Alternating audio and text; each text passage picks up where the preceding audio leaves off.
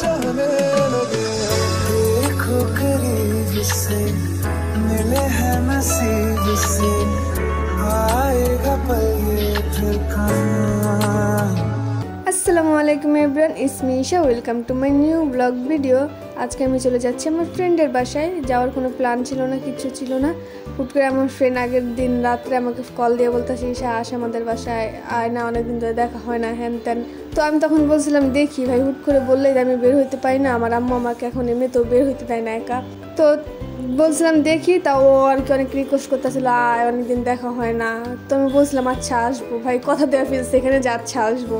তো ভাই আমার রাতে এত পরিমাণে জ্বর ছিল, মানে আমি সকালে উঠে বলছি যে দোস্ত আমি যেতে পারবো না, আমার অনেক শরীর খারাপ। তাও বলতেছে আয় আয়, মানে রান্না বাড়া করে ফেলছে আম্মু এই সেই, মানে ও আমাকে অনেকবার কল দিছে, তার জন্য আর কি আমার এই শরীর নিয়ে যাওয়া হয়েছে। ভাই ও যতই কল দিত যাইতাম না, মানে কথা দিয়ে ফেলছি দেখা, তার জন্য যাইতে হয়েছে আমার এই শরীর নিয়ে। তাও বেশি টাকা আমি থাকতে পারিনি, 1-1.5 ঘন্টা মতন থেকে এসে পড়ছি। ভাই কথা দিছি ওইটাই রাখতে গেছি এটাই। আর এই দিনে মনে কিছু শিখছিলাম, বললাম না তোমরা হয়তো বা দেখে বুঝবা না যে মনে কিছু শিখ। আর তার জন্য আমি ভিডিও ক্লিপ নিতে পারি নাই, আমি মানে ছোটো ছোটো 2-1 ভিডিও ক্লিপ নিয়েছি, ওগুলো তোমাদের সাথে শেয়ার করলাম। আর এখানে আমরা দুজন একটু আর কি টিকটক ভিডিওই নিতেছিলাম, বাট এইগুলো তোমরা আমার কোন পেজে বা কোন অ্যাকাউন্টে দেখবে আমি জানি না। আদৌ আমি এইগুলো আপ দিব কি দিব না এটাও জানি না। যদি দিয়ে থাকে তাহলে দেখতে পারবা। তোমরা অবশ্যই আমার পেজটাকে ফলো করবা, আমার টিকটক অ্যাকাউন্ট আছে একটা, ফলো করলে করতে পারো, কজ আমি টিকটক অতটা বেশি অ্যাক্টিভ থাকি না। আর বললাম না আমাকে দেখলে তোমরা বুঝবা না ভাই, কেউই বুঝে না যে আমি শিখ। আমার ফ্যামিলি ছাড়া, যে আমার একদম কাছে থাকে তারা ছাড়া কেউই বুঝে না যে আমি শিখ। বুঝে না বললে রং হইব, যারা আমার রিলেটিভ তারা দেখলে বুঝে যে আগে আমি কী ছিলাম এখন আমি কী হয়ে গেছি শিখ থাকতে থাকতে।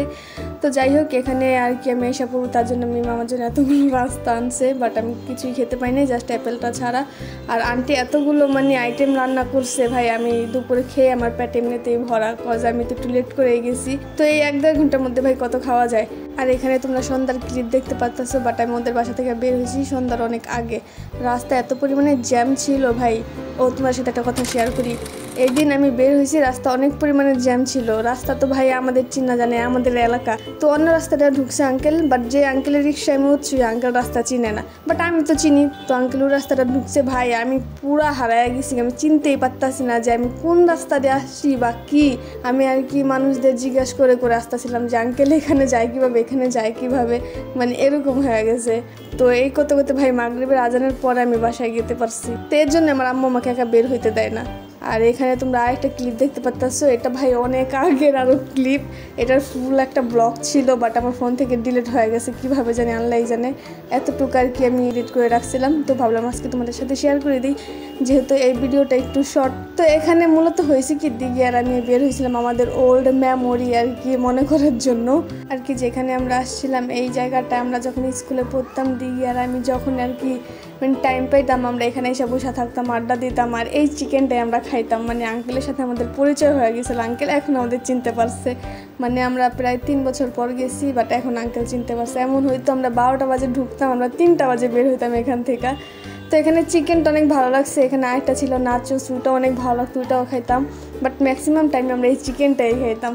তো এই চিকেনটা খাওয়ার জন্য বারবার আসি, আর এই জায়গাটা দেখলে না আমাদের এই স্কুল লাইফটা মনে পড়ে যায়। সো এটাই আর কি, যেটাকে সোজা বাংলা ভাষায় বলে স্মৃতিচারণ করার জন্য এখানে আসছিলাম। আর এই জায়গাটার আরেকটা স্পেশালিটি আছে আমার কাছে, যে এমন একটা জিনিস যেটা আমার লাইফে ফার্স্ট টাইম আমি আর কি ফেস টু ফেস দেখছি।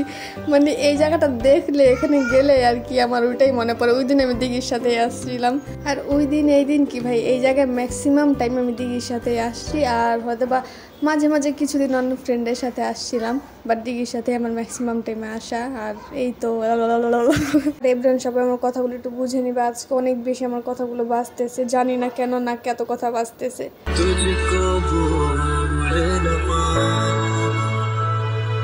तक जाऊंगा इस मंजर को, इस पल को भूल ना पाऊंगा।